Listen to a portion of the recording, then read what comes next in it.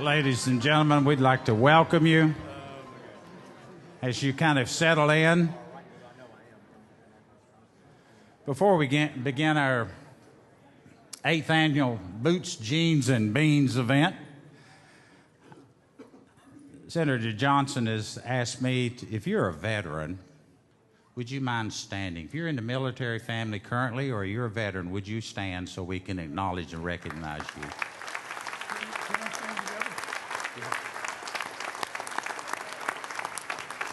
As I was preparing my remarks, I couldn't help but think of Jack as a person just recently. Many of you know that just north of here in Nashville, Vanderbilt won the National College Baseball.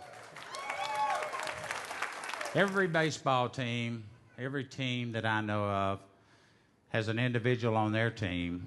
They call him fourth batter. He's the cleanup. He's the guy that's consistent. He's the person that can step in the box and make things happen for the three ahead of them. I can think of no better way to describe Jack Johnson in the years that he served this county. He's our cleanup. He may be the best senator that this county has ever seen. Let's give him a standing round of applause for Jack Johnson, our senator here in Williamson County. Thank you so much. Thank you, Mayor. And how about a big round of applause for our County Mayor Rogers Anderson, doing a pretty fine job, I'd say so as well. I just cannot tell you how honored and humbled I am, not only that you're here this evening to support me in my reelection effort, but that you give me the very distinct honor of representing this incredible county. And I am a little biased, but I do think Williamson County is the greatest county in the United States of America. If I say so myself, it is a tremendous honor to get to represent this incredible county. I hope that we're making you proud in Tennessee state government. Thank you. Any chance I get to brag on what we're doing up there, and we don't get everything right. We don't get everything right, but we hopefully get most things right. You know, I'm proud to tell you that Tennessee is the lowest indebted state per capita in the entire United States of America. We are near the bottom in terms of per capita tax liability. We are working day in and day out up there to try to make Tennessee the best place to live, work, raise a family. And as our great governor says, Bill Haslam, he said this when he campaigned, and he's proven it to be true as well. He wants to make Tennessee the best state in the nation to own and operate a business. If we do that, other things will help to take care of themselves. So that's what we're trying to do for you up there in state government.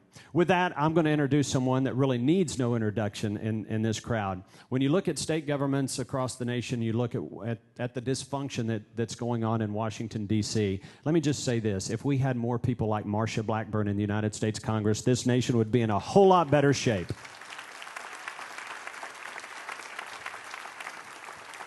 I am so proud to call Marsha Blackburn my United States Congressman, because she is truly not only a leader in the United States Congress, she's a leader in the Republican Party, and more importantly, she's a leader in the conservative movement. Would y'all please give a big Williamson County welcome to United States Congressman Marsha Blackburn. Thank you. I am absolutely thrilled to be here and to support Jack Johnson. He makes us proud every single day. And he's doing such a great job. And of course, the rest of our Williamson County delegation that gets in there and just fights for the right things every day. I'm so proud of all of them. And I have to tell you, I wish I could import the Tennessee General Assembly to Washington, D.C. and replace a few liberals that are up there. I think we would get a few things done. I tell you one thing I do know. If we had the Tennessee General Assembly in Washington, D.C., we would be replacing Common Core with common sense. It would be done and over with. Thank you all for being here to support Jack. Thank you all. Thank you so much. Well, Congressman Blackburn said it very well. You know, when you look across, I really believe that our founders believed that the 50 states should be 50 laboratories of democracy, and that most of the power, most of the authority should reside in the states, not in Washington, D.C. And when you look across at some of these conservative-led states, Republican-led states, like Tennessee and others, you're seeing some really remarkable things happen. And one of those states is the great state of Louisiana. And with that, I'm going to ask you to help me give a big Williamson County, Tennessee welcome to the great governor of the great state of Louisiana, Bobby Jindal. Thank y'all. Thank y'all for that very warm reception. I want to thank Jack not only for his friendship, not only for his hospitality. I want to thank Jack for his principled conservative leadership that is resonating far beyond Tennessee. On issue after issue, he has stood up for the Second Amendment. He has stood up for lower taxes. He has stood up for local control of education. Jack's exactly the kind of leader we need, not only in Tennessee, but in Washington, D.C. Let's give your Senator Jack another great round of applause for what he does for us. Now, I thought about what I wanted to share with you today, and it occurred to me there is something that President Obama is doing that worries me more than everything else put together. Now, this is a long list. There's a lot of stuff that worries me about this president. I worry about $17 trillion of debt. I worry about government bureaucrats trying to run our health care. I worry about more taxes. I worry about more regulations coming out of the EPA. I worry about a diminished America on the world stage. I worry about what kind of economy it is when we're celebrating 2% growth as a recovery. I worry about a culture that's decaying day by day in front of our very eyes. There's a lot I worry about from this administration. But the thing that worries me the most, because, you know, we can get rid of debt. We can get rid of those taxes and those regulations and the incompetence with a new majority, with a new administration in D.C. The thing that worries me the most is this president's relentless attempts to redefine the American dream. Now, what do I mean by that? If you listen to this president's rhetoric, if you watch his policies, his view of the American dream is all about class warfare. It's all about dividing us by class, by age, by gender, by geography. It's all about growing that federal government bigger and bigger and bigger and more involved in our lives. It's all about managing the slow decline of this once great country and economy. It's all about an America where we're jealous of the success of others. It's all about redistribution. I don't know about you, but that is not the American dream my parents taught me about. The American dream I learned about was an America where you're not guaranteed equality of outcomes. You are guaranteed equality of opportunity. An America where we're a forever young country, where our best days are ahead of us, not behind us. An America where the circumstances of your birth don't determine your outcomes as an adult. An America where every day we give thanks to Almighty God, we are blessed to be born in the greatest country in the history of the world.